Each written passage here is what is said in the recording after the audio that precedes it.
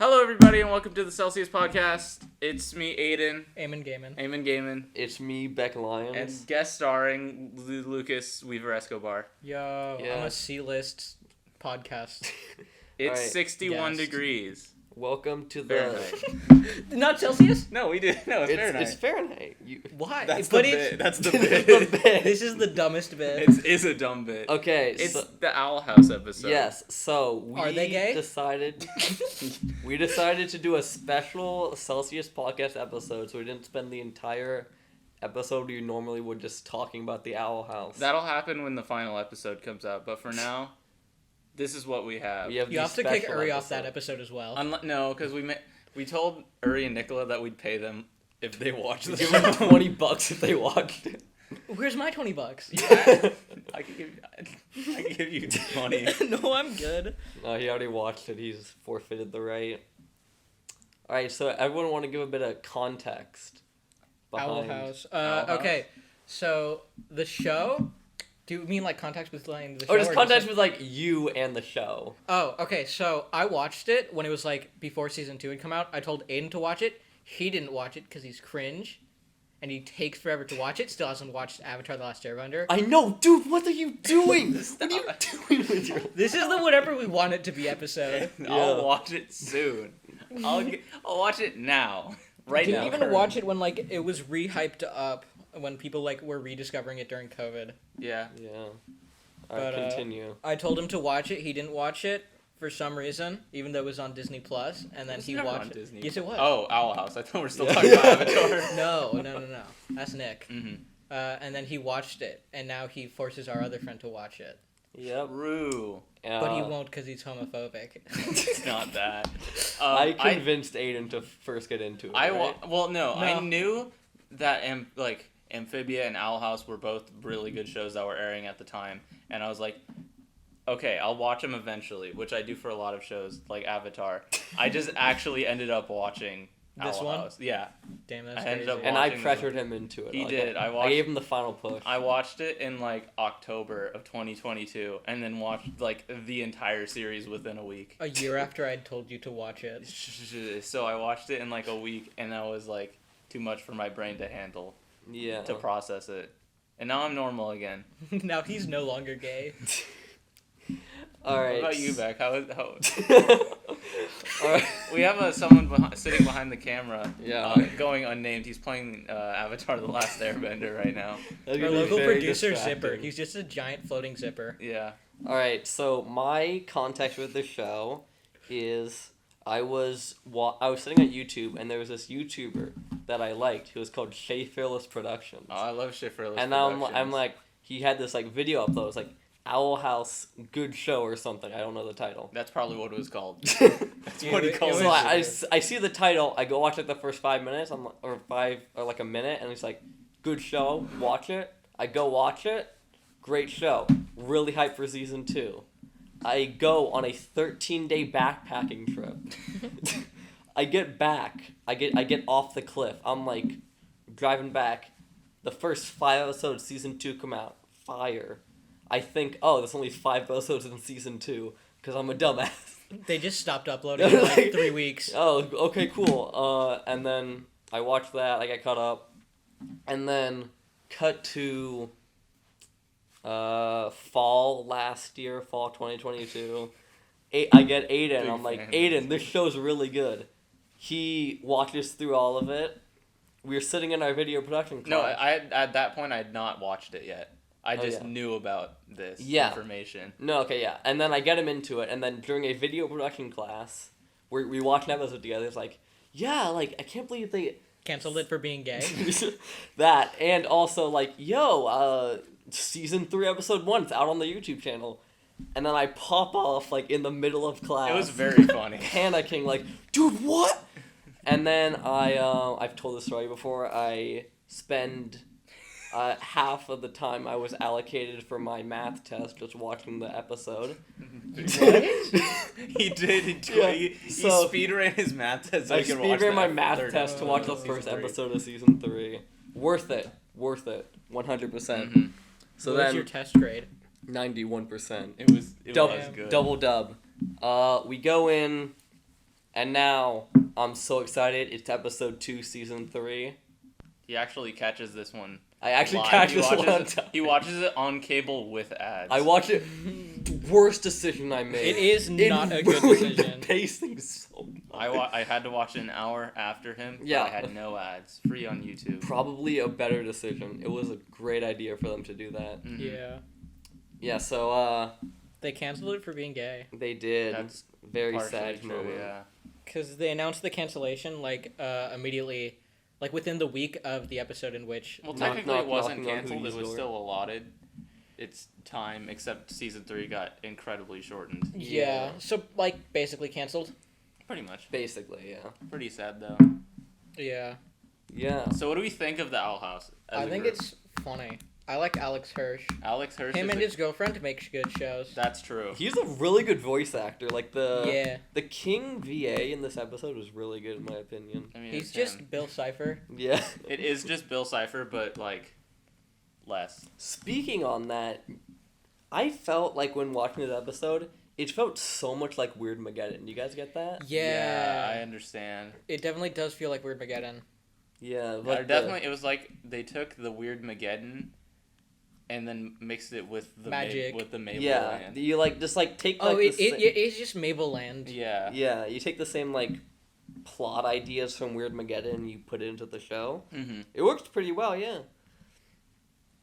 I think that the newest episode, I feel like there was too much on Basha and her Oh, yeah. little group. Yeah, I I feel- feel like it would have been better if it was... Even if it was just, double the episodes, just, Mhm. maybe half an episode, or, a B-plot on Basha for Yeah. one episode, instead of, B-plot on Basha for this entire, 40-minute episode. Yeah, I felt like that dragged on way too long. I felt like in the first 50 minutes of the episode, before they go to the school, Mhm. so much stuff happened. It kept going, and then Yeah. just screeched to a halt for those 20 minutes. I mean, Yeah. they tried to be more Can we- emotional. Hmm? Can we talk about how his last name is Tholomew?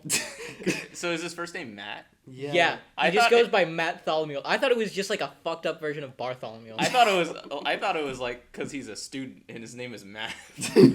I thought, yeah, Yeah, that was a pretty good joke. pretty good bit. Yeah. Yeah, I just kept thinking they could have done so much. If they have 20 episodes for season 3, Definitely, they could have done. they could have a done lot. so Yeah. much good stuff. Amphibia had a similar thing where they were planning on making it 4 seasons, but they kind of got rushed and made it in 3. But it wasn't nearly as bad because they had a full actual season instead I of think it was 3 fine. long I do episodes. think that season 3 of Amphibia suffered with a lot of hey, look, a group from earlier that we saw in season 1 or 2. Oh, you should join the rebellion. No. Oh, hey, we Yeah. helped you Yeah, with this thing. It did that. Oh, we'll it did join that the rebellion. same arc. That was half 5 of times. season 3, Mhm. and then in the human world, human world, it was a little bit boring. I think they dumbed the characters way down for Yeah. all those situations, especially Hot Pop. Yeah. Yeah, I don't know. Season 3, not as strong as season 2 Amphibia is what I'm saying. That's true, Mm-hmm. but it is stronger than season 1. I think season think. 3 had those great strong episodes, Escape to Amphibia, and then the last The two. finales, yeah. Yeah. Mm-hmm. So I can't believe Anne just goes Super Saiyan. Pretty crazy. It's Yeah. so funny. I was literally watching. I'm they're going full anime when they did that. I like how they Right. used the power of K-pop. I think the show used they only used real world songs twice, and I feel like the K-pop Yeah. was well integrated, but when they used "Lean on Oh Me," my that God. totally took me out I of was it. so. It I was literally so keep weird. joking with my friend about Lean on Me. I just randomly play it. Dude, Lean on Me is playing. Let's go. We should get back to the Owl. Oh, yeah. I Owl was gonna get House, back to season 1. How was that one for you guys? Season 1, that was good. That felt a lot like the first half of season 1 for Gravity Falls, Mm-hmm. in Yeah. which it was very much just hey, check out this new world, kind of do some cool episodical stuff. Which I Yeah. thought was pretty. I They're thought trying to season 1 set was it all pretty- up. Yeah. I And then definitely. the last 2 episodes Mhm. also felt a lot was crammed into it. That's true. It felt like it was just very kind of going oh, this is a nice pace, and then it just ramped up and then it's so quickly. Yeah. story. Yeah. Full season worth of, half a season worth of story in 2 a episodes. quarter of a season. I guess Yeah. that happens with season 2 at the end as well. Yeah, but that's not super their but fault. it's also Yeah. the last 5 episodes rather than the last just 2. Mm-hmm. And season 2, like, throughout it is a lot more story and a lot more character development. That's true. And then also there's Hootie episode. That is Oh, true. yeah. Knock on Hootie's door. Peak episode. Peak That's literature. the one we watched in video production. Yeah. What are your Did you guys? watch it in video production? Yeah. That's crazy. What is your guys' opinions on just the characters? Oh, like I think they're all like the main cast of the main cast. they're all great characters in my opinion. I think Like, Willow is probably the weakest. Willow's Willow's the weakest, but I would still not say she's a bad character. She's not a bad character, but she is the weakest, and that's I think what made the second episode of season 3 not as good for me, because it was a lot about Willow, which is totally okay. Yeah, it's just like a lot out of nowhere. And because like each character got their own like, oh, this is their story, this is their arc, this is them getting character development. Like, Gus had his at the end of season 2. At the end of season 2, season 2 and a little bit of 3 is about Hunter. Yeah. Luz and Amity have theirs throughout the whole show. Yeah. Amity has like 5 episodes directed just like mostly about her, which is good because she does have a really good character arc. Like when I first started watching the show, I was fully aware that Luz. I expected her to just be Basha. Yeah. But, like more prominent. Yeah. I did not expect her to be like, I don't know, or like kind of like Pacifica, where it's like that's always an option, but it's never outright said. She had a good Pacifica. Yeah. Arc, yeah. Because Pacifica, I feel like it's what she had the workings of like a good. Yeah, but then they rushed the arc in like 1 episode. Yeah, like the mystery, whatever the episode is. I feel like it's what Pacifica would have been if Gravity Falls had another season. Definitely. Yeah, definitely. Mm-hmm. But like Willow just had this like one off episode that was also. The memory episode? It was the memory episode, and it was also mostly about Amity. Yeah. Okay, yeah, but then she also. I feel like the Flyer Derby episode that was kind of more. That was more about Hunter. It's Hunter and Willow. And Gus was also there. I think that's the main problem, is that every episode that's about Willow is also about another character's like important character development. Yeah, Willow's kind of like the B plot in this. I feel, well, I mean that's kind of what her character is and what she's like a season 1 and 2 Summer. Yeah. Kind of accurate. Yeah. And then season 3, she just kind of like becomes kind of cool. And the first episode she's cool. The second episode, I totally thought her like breakdown was a little bit forced. It was. I feel like she was definitely gonna be focused on it in the third season a lot more. Yeah. Because like especially with like her relationship with Hunter. Mm-hmm. Yeah. I definitely thought she was gonna like cry about more stuff as opposed to just missing her dad's. Yeah. Because definitely like Gus handled it pretty well. He definitely was sad about it, but didn't like. I guess because she's been bottling her emotions for like ever. Yeah. But Which is kind of like, I think she's been bottling it in a way, or like the way it's written. We haven't really seen her bottling it up. It's more like, oh, I guess she has kind of been doing that. Yeah. It's never really kind of like shown in a super good way. Mm-hmm. But like again, these are like all problems that are kind of just like because Disney doesn't like gay people. True. Yeah, it's just like all these problems could have been fixed with just more episodes. Yeah. Yeah. I think Hunter's a funny character because he's just a D&D character. He is. He's great. He's like he just looks like a half elf. Yeah. Which is funny. Yeah. Opinions on Gus? Gus? So I was watching. I did not like Gus season 1. Well, yeah, because he's just a child. Yeah. And then season 2, he actually is. He goes through puberty. Gus is good. His balls drop. Yeah. Yeah, he had that He had good in episode 5. I thought that one was Is that good. the one about him? That's the one in the graveyard. Yeah, that was a cool one. I think all the Gus episodes are good at like making his character better, and that all the ones that don't have him as a prominent focus, he's just kind of like gag character. He's comic relief. He's just there. He's comic relief. He's like good comic relief as opposed to he's like because there's a couple comic relief characters. There's like Hootie, there's King when he needs to be, and then there's Gus when he needs to be, and I think balancing those 3. And then Edna's like comic relief in the sense that she plays off of other comic characters, where she's like a straight man. A little bit. Yeah. Where it's like, damn, this is happening. She does do that. That is like most of her interactions of Luce and King being just a vortex of chaos. Being silly little goofballs. Yeah. I feel like one gripe I have with this show is that they'll introduce something at the beginning of the episode, and then that'll end up being the resolution to the episode. And that happens in a lot of things. Like, it is a lot of, like, Chekhov's gun. Yeah. But, like, it's Chekhov's gun is in the it's always just the solution. It's never like, oh, this helps them lead to the solution, or It's just oh, the this just gets solution. them out enough so that they can come to the solution. Well, like an example is the one episode where I don't remember what Luz's A plot is, but the B plot is that King wants to rule the playground, and so he keeps. Oh yeah, Ada her in with Beast the form. Bat Queen. Yeah, that's what it was. Oh, it's her in the I'm Bat pretty Queen? sure it's the Yeah, Bat Queen. and- Okay, but in the episode, King like keeps Ida as the owl beast as opposed to transforming her back. Yeah. And at the beginning of the episode, they reveal that King has like a little tea kettle squeak that Ida really likes, and that ends up being the thing that reverts her back at the end, and that's never used again. There are many scenarios in which that could have been useful when she got turned into an owl beast, but that's like it is never used again. only like that happens with a lot of episodes where they bring in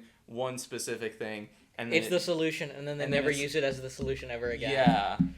Yeah, but I don't know. This is kind of unrelated. It's kind of like mostly nitpicky though. But that's like my only gripe with the show. It is very much like the only gripe. I'm trying to think if there are any gripes I can think of.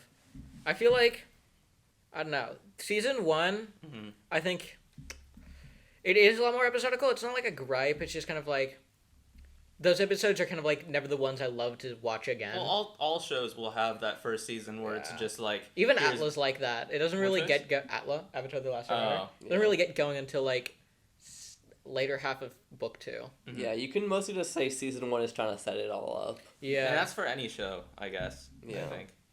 Do you have any gripes about the show? I know this is like your favorite show, but I don't know if you can legally have any. I don't know. Again, season 1, I agree, is pretty weak in some points. Mhm. I think I wouldn't say it's weak. It's just well, it goes for like a pretty much different vibe than season 2 and season 3. So Yeah. that like that like vibe that those go for isn't nearly as strong. yeah, the one thing in like season 1, this might be kind of unfair to say, but I feel like a lot of episodes, they're just like they're more like one-offs and they don't really like contribute Yeah, to they're the like main story. Yeah. they're like But I feel like every episode in season 2, you're just learning more stuff about the characters, moving the plot forward, more development. yeah.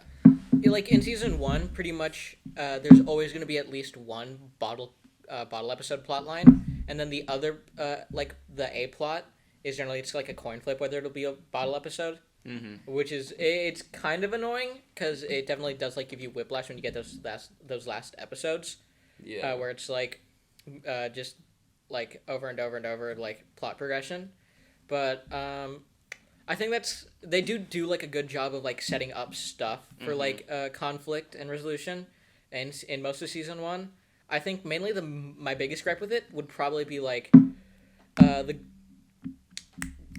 is it the Golden Covet or whatever? Is that what it's The called? Emperor's Coven. The Emperor's Yeah. Covet, yeah. Thanks, Zipper. The Emperor's Covet and like just Emperor Bellos in general aren't really set up as any like meaningful threat. That's Definitely. true. They're always really. just like a gag. It's always like, haha, look, they're the Team Rocket of Yeah. season 1. Well, because they only use Lilith. That's why. And big guy. What's his name? Who's he Oh. voiced by? It's by Roger Craig Smith. Yeah, him. Yeah, Uh, the guard guy. Mhm. Yeah. So And- they only use like him and Lilith mainly, and kind of like no characters. And they're just kind of memed on the whole time. Yeah, they're in just kind season of Team 1. Rocket. Yeah. Which is why I really like Hunter as the what's it called? He's Golden Guard. Golden he's Guard. Golden Guard. That's what it is. They yeah. make him like an actual kind He's of threat. he's a quippy, funny character who Mhm. just goofs around. That's yeah. Which I don't. There's one episode, the one where they have to get the Titan blood from whatever creator, and it's Amity. Eclipse yeah. Lake? Yeah, Amity love versus. Eclipse That's a Lake. good episode. It's a good episode, although I don't think Hunter and Amity exclusively bounce off each other very well. Yeah. yeah. Because Hunter's serious, but also a little bit playful, but Amity's kind of just pretty straight. Unless Yeah. she's with Luz, because that's like their Yeah. whole thing. Yeah. I think that's why Hunter's also just like a really good kind of foil to Luce. Mm-hmm. In the sense where it's like Luce is being this very kind of like serious and very kind of like this because the tone is a lot more serious. Luce becomes a lot more serious and is a lot more focused. Yeah. And so like whatever she's trying to do, Hunter comes in and it's kind of like completely ruins ruins it and just like does not take it. It seems like he doesn't take it serious at all, Mm-hmm. which is kind of like it's a very funny kind of dichotomy between them. Yeah. Do we have any other specific things we want to talk about? I just want to talk about this in like just this episode. Yeah. Yeah. I love it's like in season 3. I feel like they did a lot of cool world building and callbacks. It made it feel like they weren't just pulling something out of a hat. Yeah, everything like really paid off. Yeah, like they really had the well. whole memory thing to find the light glyph. Mhm. That cool callback. Oh yeah, that's like a really cool thing. Yeah, and then this is in season 3, episode 1, when she used the glyphs to find the Titan blood. That makes so It much made sense. fully sense, and it was such a cool execution of Yeah. the idea. I really want to know what happens if she, in the human realm, just takes a bunch of glyphs and shoves it on King. Because he's also a Titan. They'll activate. They'll activate. Mm-hmm. Yeah. Unless like the skin has some sort of magical barrier. What's so cool is the world building's so good you could like imagine these situations and reason Yeah. the way through. There's like a surprising amount that's just set up in like the first episode, where it's like they kind of tease at King being this like super powerful creature as a gag, and he ends up becoming turning out he's actually a Titan. Burger King. That episode like sets out a lot like in kind of like just what you're expecting for the world as well. Yeah. Oh, one thing I just remembered, I was literally laying in bed at like Beck, stop messing 11 with your p.m. dad. last night, and this thought was running through my head. Uh-huh. This could be reaching so far. But okay, you know Luz's talisman is like the snake? Yeah. The it's snake like, shifter. Yeah. Okay, so in season 3, episode 1, she finds the snake skin Uh-huh. as a child, which is like a shedding Uh-huh. of this snake skin Yeah. to become something different. Whoa. Wow. Yeah, so I'm like, connection. Whoa. She also had a snake in the first episode. She did have a Oh, she snake in did, the first yeah. episode. She needs something. All right, so Zipperman has given us a prompt. What character would you be in that world and why? What might you do differently? All right. Do you want to start? Who wants to start? I'll go first. Okay, who do you Yeah. want to be? I think Hunter's kind of just like he has a cool character design Mm-hmm. in which he just seems like a D&D rogue, Yeah. and then also his like magic's kind of cool, and he's a very I like- Yeah, the I word like his, like- Celestash. Yeah. and then like his warping is like really Mm-hmm. that's like always my favorite like magic kind of like things in magic stories. It's like like blink characters. What would you do differently if you were Hunter? If I were Hunter, Mm-hmm. I'd have more fun. You'd have more. just simply be better. Would you do the same things that he does? Like continue to be the Golden Guard up until the end? I think it'd be a little funny. Do a little bit of trolling. Obviously, knowing full well that you could better everyone if you stopped being an asshole. I mean, there's definitely like just knowing a bunch of stuff. There's definitely stuff I'd do Yeah. because it's like one. Like okay, at what point would you become Hunter? Would it just be from the beginning? From when he's introduced. From when he's introduced? So Yeah. that's like what, season 2? Mm-hmm. I don't know. Actually, I think I would ditch the Golden Globe Mm-hmm. because King is so funny and I'd want to be around him the entire time. Oh yeah. Because he'd be so goated. Mm-hmm. And then also you could just prevent so much stuff. Mm-hmm.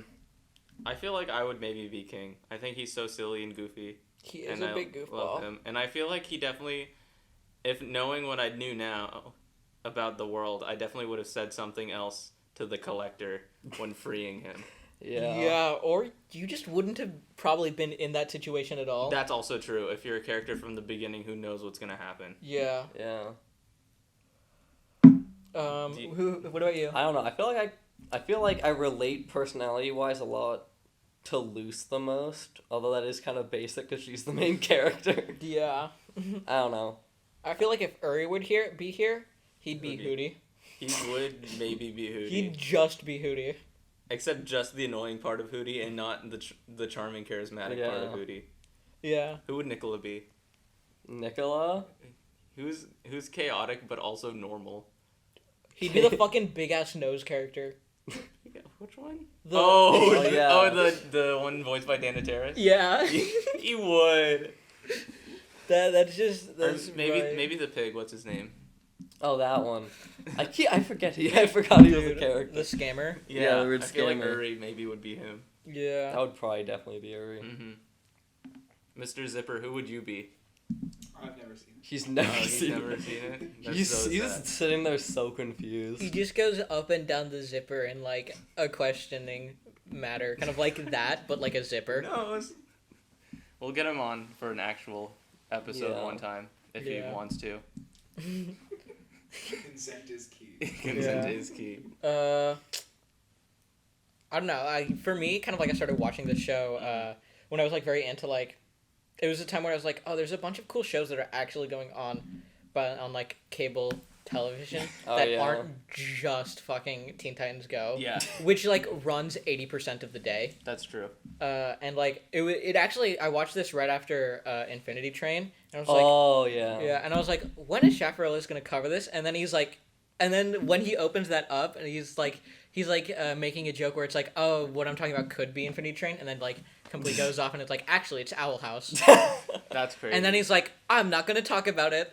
Yeah. What's so funny is I think in the same episode where he talks about like first recommending Owl House, he says like, I want to talk about two great shows, Owl House and Infinity Train. So I'm like, oh, I should watch these shows. He does that with like- Amphibia. He has Amphibia and Owl House in the same episode as well. Yeah.